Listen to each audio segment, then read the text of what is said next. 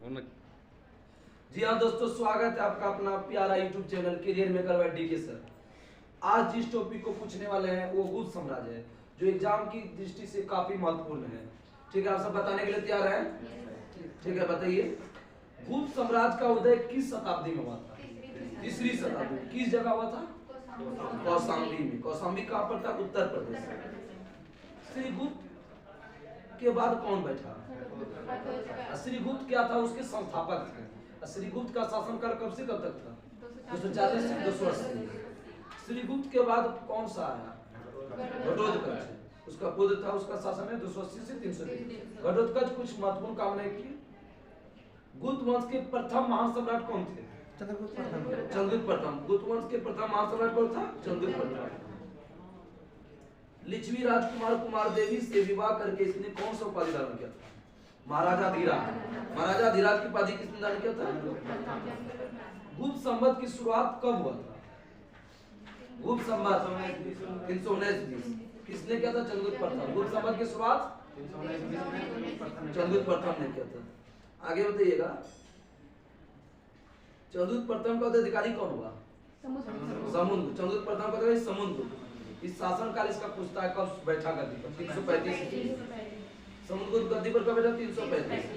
किस शासक ने आर्यावर्त के 9 शासक और दक्षिणावर्त के 12 शासक? समुद्रगुप्त।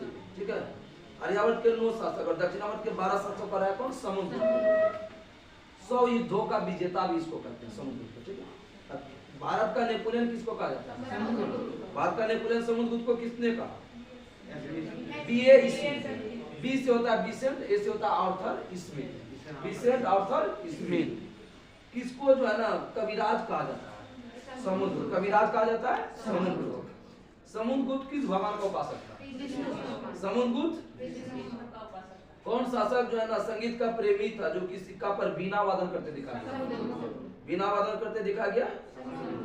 समुद्रगुप्त का दरबारी कवि कौन था? हरिश्चंद्र। समुद्रगुप्त का दरबारी कवि। आगे बताइए कि इलाहाबाद प्रशस्ति की लेख की रचना किसने किया था? हरिश्चंद्र। इलाहाबाद प्रशस्ति लेख की रचना।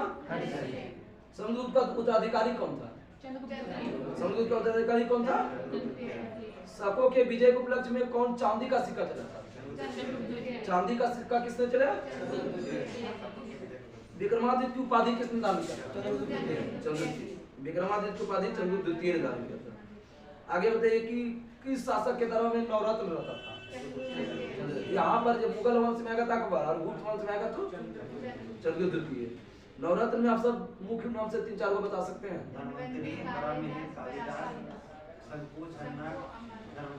ठीक है, बताते हैं। मुख्य रूप से देखिए, पहला कालिदास, एग्जाम में पूछा है। कालिदास, धन्वंतरी और हो गया बरामहिर हो गया, और छपनक है, अमर सिंह, सक्कू, बेलातार भट्ट, घटपर्णक। ठीक, मुख्य रूप से आप सबको कालिदास, धन्वंतरी, बरामहिर याद रखना है। ठीक है, आगे बताइए कि नालंदा विश्वविद्यालय का स्थापना किसने किया? कुमारगुप्त। कुमारगुप्त प्रथम को किस नाम से जानते थे? गोविंद गुप्त। ये बताइए कि कुमारगुप्त प्रथम से पहले कौन शासक था? चंद्रगुप्त द्वितीय। उल्टा के भी पूछेगा ना, चंद्रगुप्त द्वितीय के बाद कौन आया? कुमारगुप्त। कुमारगुप्त प्रथम के बाद कौन आया? कुमारगुप्त प्रथम स्कंदगुप्त। कुमारगुप्त प्रथम के बाद गिरनार पर्वत पर सुदर्शन जी का पुनरुद्धार किसने किया? गिरनार पर्वत सुदर्शन जी का पुनरुद्धार स्कंदगुप्त ने किया। स्कंदगुप्त ने किसे सौराष्ट्र का गवर्नर बनाया? कर्णदत्त को। सौराष्ट्र का गवर्नर बनाया कर्णदत्त को। हुनों का आक्रमण किसके समय हुआ था? ये पूछा हुआ है क्वेश्चन। स्कंदगुप्त। हुनों का आक्रमण हुआ था स्कंदगुप्त। ग्राम समूह का सबसे छोटी इकाई क्या था? पेट। ग्राम समूह का सबसे छोटी इकाई पेट। सिंचाई के लिए किसका प्रयोग करते थे? रहट या घंटी यंत्र। सिंचाई के लिए रहट या घंटी। गुप्त काल में किस जगह सर्वाधिक महत्वपूर्ण व्यापारिक केंद्र था? उज्जैन। गुप्त काल का सर्वाधिक महत्वपूर्ण व्यापारिक केंद्र उज्जैन। गुप्त काल में सोने की मुद्रा को क्या कहा गया? दिनार। सोने की मुद्रा को और चांदी के सिक्का को रुपए का। चांदी के सिक्का को रुपए का। आगे बताइए कि कायस्थ का सर्वप्रथम वर्णन किस स्मृति में मिलता है? किस स्मृति में? याज्ञवल्क्य की स्मृति। कायस्थ जाति का वर्णन मिलता है याज्ञवल्क्य की स्मृति। किस विद जंगल में किस जाति के लोग जो अपने देवताओं को मनुष्य का मांस चढ़ाते थे? सबर जाति के। सबर जाति के लोग अपने देवता को खुश करने के लिए क्या चढ़ाते थे? मनुष्य का मांस। पहली बार किसी सती होने का प्रमाण एरन अभिलेख से मिलता है। और किसके किस शासक से संबंधित? एरन अभिलेख भानु भोजराज की पत्नी जो है ना सती होने का उल्लेख मिला है। भूतकाल में वैश्यावृत्ति करने वाली महिला क्या कहा गया? वैश्यावृत्ति को गणिका, और वृद्ध वेश्याओं को बुढ़िया से कुटनी होता, ज्यादा चढ़ा बढ़ाता है, बेटा उठा में झगड़ा आ जाता है पुत्र से। आगे गुप्त सम्राट किस धर्म का अनुयायी था? वैष्णव। गुप्त सम्राट विष्णु का वाहन क्या था? गरुड़। गुप्त का राज चिन्ह बना था। अब हम सब पढ़ेंगे टोटल गुफा की संख्या। गुफा की संख्या कुल कितना? 29। आगे बताइए कि और वर्तमान में 6 ही बचा है। इसमें गुफा संख्या किसको जो है ना मरणासन राजकुमारी का चित्र है 16। राजकुमारी चित्र, राजकुमारी 16 साल शासन की थी। राजकुमारी राज की थी 16। ठीक है, इसका याद करने का। आगे बताइए किस गुफा संख्या को चित्रशाला कहते हैं? 17। गुप्त चित्रशाला कहते हैं 17। मरणासन राजकुमारी 16। आगे बताइए कि अजंता गुफा किस धर्म से संबंधित है? बौद्ध धर्म से। अजंता गुफा बौद्ध धर्म के किस शाखा से? माया, बौद्ध धर्म के। आगे बताइए कि पंचतंत्र की रचना किसने किया था? किस काल में लिखा गया था? गुप्त काल में। किस भाषा में लिखा गया? संस्कृत। पंचतंत्र किस भाषा में लिखा गया? बाइबिल के बाद इसका दूसरा स्थान है। सूर्य सिद्धांत और आर्यभट्टियम किसने लिखा? सूर्य सिद्धांत आर्यभट्टियम लिखा। किसने वैज्ञानिक ने घोषणा किया कि पृथ्वी अपनी धुरी पर घूमती है? पृथ्वी अपनी धुरी पर घूमती है। बृहद संहिता, प्रण सिद्धांतिका और लघु जातक की रचना किसने किया था? बरामहिर क्या थे? खगोलज्ञ थे, खगोलविद। गुप्त राजाओं की भाषा क्या था? संस्कृत। गुप्त राजाओं की भाषा। गुप्त काल में चांदी के सिक्का क्या कहा गया? रुपए का। चांदी का सिक्का।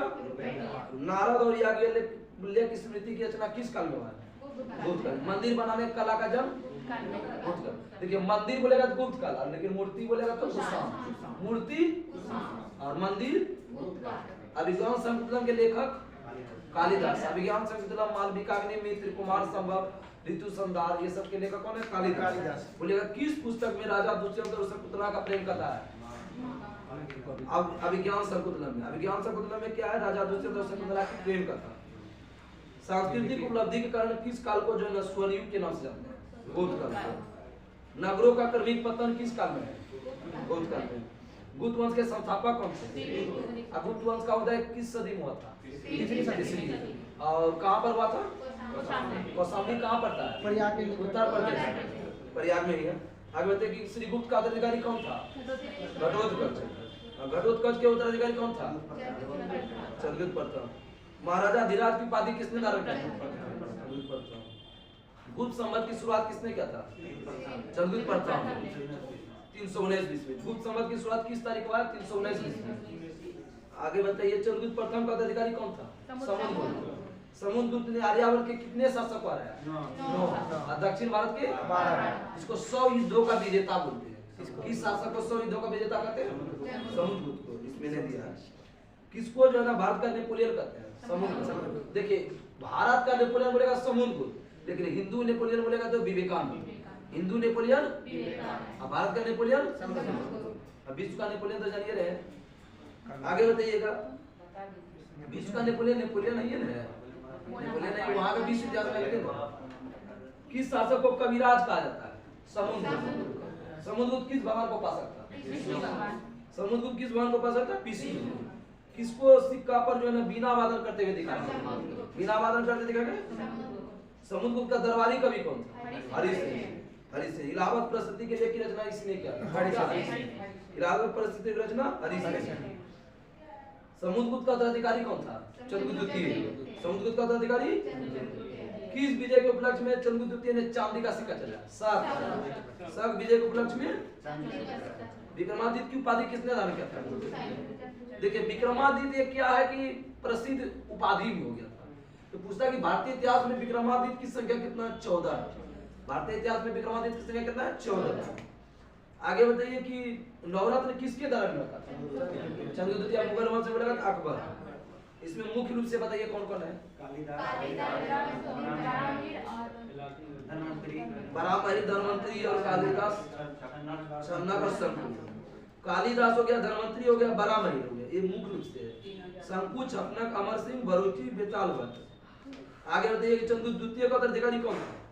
कुमार गोत्र, चंद्रगुप्त द्वितीय को उत्तराधिकारी कुमार गुप्त, नंदा विश्वविद्यालय का स्थापना कुमार गुप्त। कुमार गुप्त प्रथम का उत्तराधिकारी अस्कंद गुप्त। कुमार गुप्त का गिरनार पर्वत और सुदर्शन जिनका पुनरुद्धार किसने किया था? अस्कंद गुप्त। आगे बताइए कि अस्कंद गुप्त ने किसे सौराष्ट्र का गवर्नर नियुक्त किया गया? पाणिदत्त। अस्कंद गुप्त के शासनकाल में हुनों का आक्रमण हुआ था। बोलेगा हुनों का आक्रमण किसके शासनकाल में हुआ था? आगे ग्राम समूह का छोटी इकाई क्या था? पेज। आगे बताइए सिंचाई के लिए किसका प्रयोग करता है? राट या घंटी। भूतकाल में सर्वाधिक व्यापारिक केंद्र कहाँ होता था? उज्जैन। उज्जैन, ठीक है। भूतकाल में सोना का मुद्रा को क्या कहा गया? दिनार। और चांदी को रुपए का। आगे बताइए कि कायस्थ का सर्वप्रथम वर्णन किस स्मृति में मिलता है? याज्ञवल्क्य की स्मृति। कायस्थ का वर्णन याज्ञवल्क्य की स्मृति। किस जंगल में जो है ना देवताओं को मनुष्य का मांस चढ़ाते थे? बीज जंगल। किस जाति के लोग बताए? सबर। सबर न करता था, मनुष्य का मांस ही चढ़ाता था भगवान को खुश करने के लिए। आगे बताइए कि किसी भी सती होने का प्रमाण मिलता है एरानाबिलस। एरानाबिलस का संबंध किस शासक से? भानुगुप्त से। युवराज भोजराज की पत्नी। वेश्यावृत्ति करने वाली महिलाओं को क्या कहा गया? वेश्यावृत्ति करने वाली महिलाओं को गणिका। बुद्ध सम्राट किस धर्म का थे? वैष्णव। बुद्ध सम्राट। विष्णु का वाहन गरुड़, इसका राज चिन्ह था। बताइए टोटल भूभाग संख्या कितना था? वर्तमान में कितना होता है? बताइए कि किस भूभाग संख्या में मरणासन राजकुमारी का चित्र होता है? और चित्रशाला का गया 17। बहुत अच्छा जवाब आप सबका आ रहा है। अजंता गुप्त काल बौद्ध धर्म के किस शाखा से? महायान से। आगे बताइए प्रस्थान की रचना किसने किया था? प्रस्थान की रचना और किस भाषा में लिखा गया प्रस्थान? संस्कृत। आर्यभट्ट ने सूर्य सिद्धांत के लेखक कौन है? आर्यभट्ट। किसने घोषणा किया कि पृथ्वी अपनी धुरी पर घूमती है? पृथ्वी अपनी धुरी पर घूमता है। बृहद संहिता पंच सिद्धांत के लेखक कौन है? बरामायण। बृहद संहिता पंच सिद्धांत के लेखक बरामायण। आगे बताइए गुप्त राजाओं की राजकीय भाषा संस्कृत। गुप्त राजाओं की राजकीय भाषा संस्कृत। भूतकाल में चांदी के सिक्के को क्या कहा गया? सोना के सिक्का को दिनार। पूछता है इसलिए बार बार पूछते हैं। याज्ञवल्क्य और नारद स्मृति की रचना किस काल में हुई? मंदिर बनाने का कला का जन्म और मूर्ति बताया था। कालिदास कृत अभिज्ञान शकुंतला में किसकी कथा बताया गया है? किन दो का? राजा दुष्यंत और शकुंतला का प्रेम कथा। राजा दुष्यंत और शकुंतला प्रेम कथा किस पुस्तक में है? बताइए अभिज्ञान शकुंतला। सांस्कृतिक उपलब्धि कारण किस काल को स्वर्णयुग कहा जाता है? भूतकाल में। नगरों का क्रमिक पतन कौन सा काल में? भूतकाल में। कल जो आप सबका टॉपिक होगा वाकाटक राजवंश और पुष्पवती वंश, ठीक है? वाकाटक और पुष्पवती वंश है, ठीक है? और आज आप सबका खुशी का बात ये है कि इस क्यूज से 3 आदमी का दरोगा मेंस में रिजल्ट बना है। इसके लिए आप सब ताली बजाइए। और हो सकता है तो वो ज्वाइनिंग भी चल जाएंगे अगर दौड़ निकालेंगे तो, लेकिन 2 एग्जाम रिजल्ट बना दिए, ठीक है? तो आप सबका एक क्यूज समाप्त हुआ ये आज का। कल का टॉपिक आप सबको क्या बताया? वाकाटक और क्या बताते थे? पुष्पवती वंश, ठीक है? और इस टॉपिक को समाप्त हुआ। और आप सबका क्या है कि प्रत्येक दिन टेलीग्राम में इस यूट्यूब चैनल पर लिंक दिया गया है और बार बार इस पर जो है ना मतलब कि जो विषय है इसका जो टॉपिक है डाल दिया जाता है। ये सब उस लिंक से जा करके टेलीग्राम ज्वाइन कर सकते हैं। उसमें नोट्स उपलब्ध है बहुत सारे चीज का। जो भी एग्जाम होता है आरपीएफ हो गया, ग्रुप डी हो गया, उसमें डाला गया। आप सब उससे अति कर सकते हैं। और तब तक के लिए धन्यवाद और नमस्कार। जय हिंद, जय भारत।